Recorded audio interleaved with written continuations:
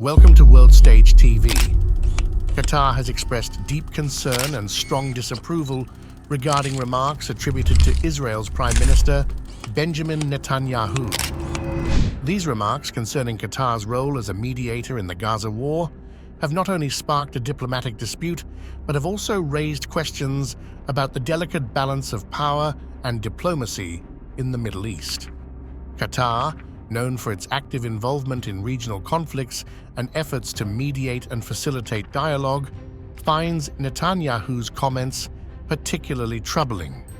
These remarks, suggesting that Qatar's mediation role is problematic, are seen as disrespectful and a hindrance to Qatar's ongoing diplomatic initiatives. In an Israeli TV broadcast, a recording was featured where Prime Minister Netanyahu allegedly told families of hostages held by Hamas that he doesn't express gratitude to Qatar because they finance Hamas. This suggestion that Qatar's financial support gives them leverage over the situation has added fuel to the fire. Qatar's response to these reported comments has been sharp. The nation perceives these remarks, if true, as irresponsible and potentially damaging to efforts to save innocent lives. This situation paints a complex picture of the relationships and politics at play in the Middle East. Historically, Qatar's engagement with Israel has been nuanced. High-level contacts date back to the 1990s, but despite these, the two nations have not established formal diplomatic relations. Qatar has been a consistent advocate for the Palestinian cause, supporting the rights and aspirations of the Palestinian people. Its role in hosting political leaders affiliated with Hamas, the Palestinian political and militant group founded in 1987, has been a contentious point, particularly given Hamas's designation as a terrorist organization by various nations. Critics argue that Qatar's hosting of Hamas leaders provides legitimacy to an organization considered terrorist by key global players. However, supporters of Qatar's approach argue that engagement with a broad spectrum of political actors is essential for achieving lasting peace and addressing the root causes of the conflict. Qatar's financial aid to the Gaza Strip, amounting to hundreds of millions of dollars, is significant, especially given the challenging circumstances faced by Gaza. This region has been under a stringent blockade imposed by Israel and Egypt since 2006, initially implemented following Hamas's victory in legislative elections. In 2007, tensions escalated when Hamas forcibly removed Palestinian Authority forces from Gaza, leading to a tightening of the blockade. The financial assistance from Qatar aims to alleviate the humanitarian crisis in Gaza, where the blockade has severely impacted daily life. Funds have been directed towards essential services, infrastructure projects, and other initiatives addressing the pressing needs of the people living in the Gaza Strip. Since 2018, successive Israeli governments have allowed Qatar to play a pivotal role in Gaza by facilitating financial assistance. This involvement includes covering the salaries of civil servants employed by Gaza's Hamas-run government, supporting economically vulnerable families, and funding fuel deliveries for the territory's sole power plant. Qatar staunchly maintains that its financial aid is strictly for civilian and humanitarian purposes. However, within Israel, this policy has generated controversy. Critics argue that this assistance indirectly supports Hamas, allowing the group to maintain its grip on power and fund military activities.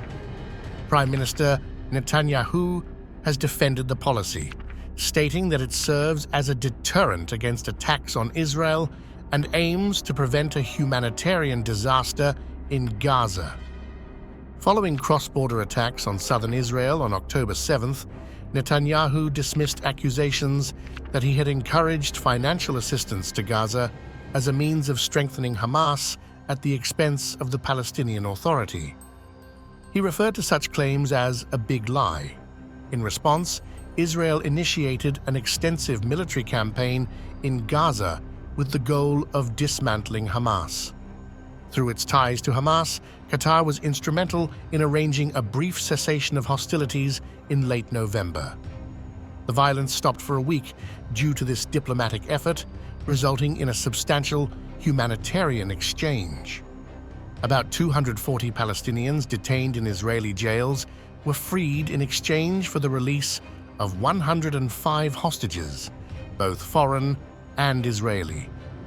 Given the worsening humanitarian situation in Gaza, Qatar has intensified its diplomatic efforts to mediate a fresh truce. Pressure is mounting within the Israeli administration to achieve the release of remaining captives. Recently, Israel's Channel 12 TV unveiled what it claims to be a recording of Prime Minister Netanyahu addressing the families of hostages. In the recording, Netanyahu is heard expressing his pragmatic approach, stating his willingness to utilize any available means, including engaging with actors like Qatar, to facilitate the safe return of hostages. Israel has accused both the UN and the Red Cross of not sufficiently supporting the hostages or aiding in their release.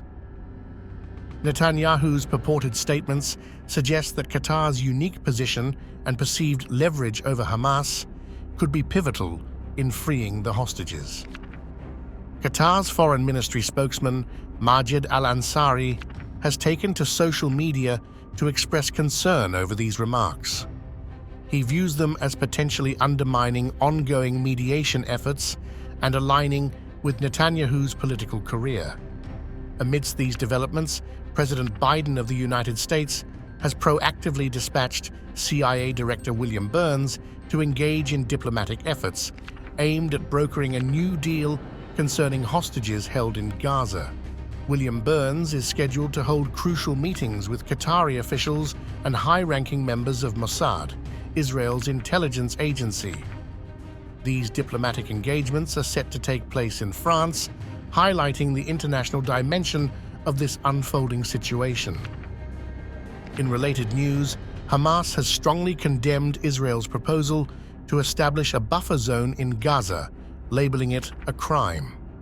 Hamas official Osama Hamdan has characterized Israel's efforts as a blatant act of aggression against the Palestinian people. Israeli media reported that the country's military is pursuing a plan to establish an informal buffer zone along the Gaza-Israel border, aimed at preventing potential attackers from reaching Israeli communities. This plan, involving the removal of infrastructure near the border, underlines the military's commitment to safeguarding Israeli communities.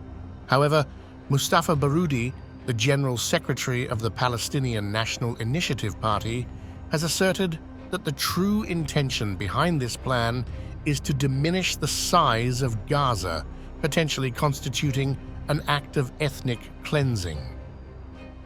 The Financial Times reports that the Israeli government has reached out to diplomatic missions in the country, inquiring about their preparedness for a potential security escalation. This communication underscores the heightened fears of a wider regional conflict, particularly as tensions mount on various fronts, including potential conflicts involving Lebanon's Hezbollah. As embassies and diplomatic teams prepare for possible security problems, the situation in the Middle East remains complex and fluid.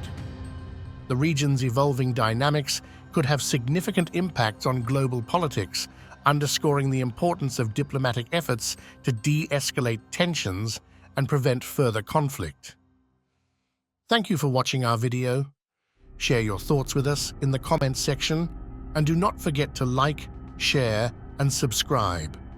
Remember to hit the notification bell for more videos as we continue to bring you the latest developments in this unfolding story.